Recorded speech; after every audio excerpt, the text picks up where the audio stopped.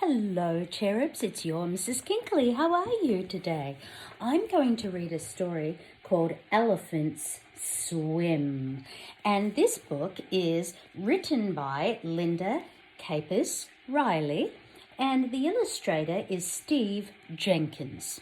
Now, as Mrs. Kinkley's reading this book, I would like you to think about that animals are special in their own way, and that you can learn many things about animals from reading books.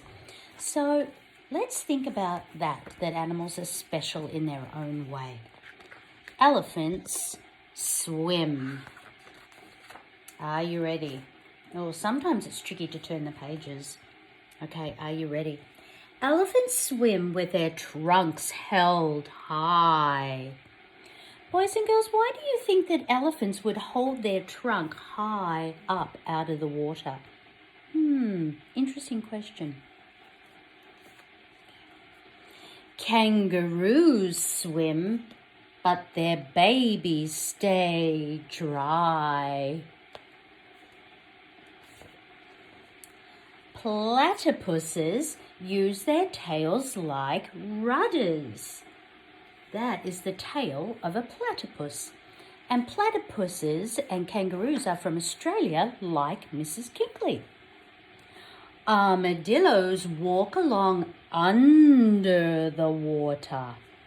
Oh, curious. I didn't know that. Tigers swim to get out of the heat. Jaguars scoop up fish to eat. How do you think a jaguar scoops up the fish? Curious. Sea otters sleep in a cradle of kelp.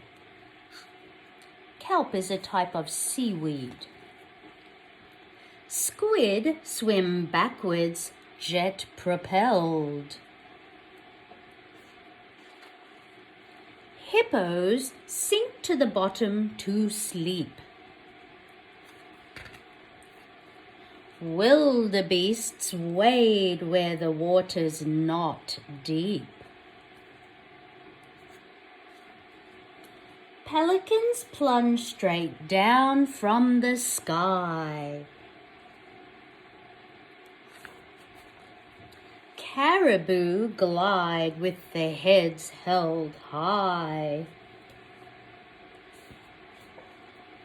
Polar bears paddle with the greatest of ease.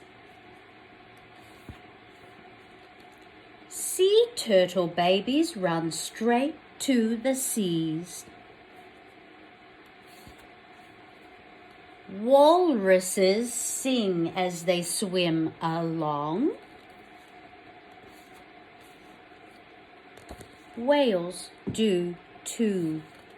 Have you guys ever heard of whales singing? Maybe on TV or on YouTube? It's really cool. How about you? How do you swim? Boys and girls, what did you think about this book, Elephants Swim? Did you notice that animals are special in their own way, and that each animal does something different when they're in the water? Really curious, isn't it? I love thinking about how special the different animals are, and you're special too. Have a wonderful day. Thanks for reading with me.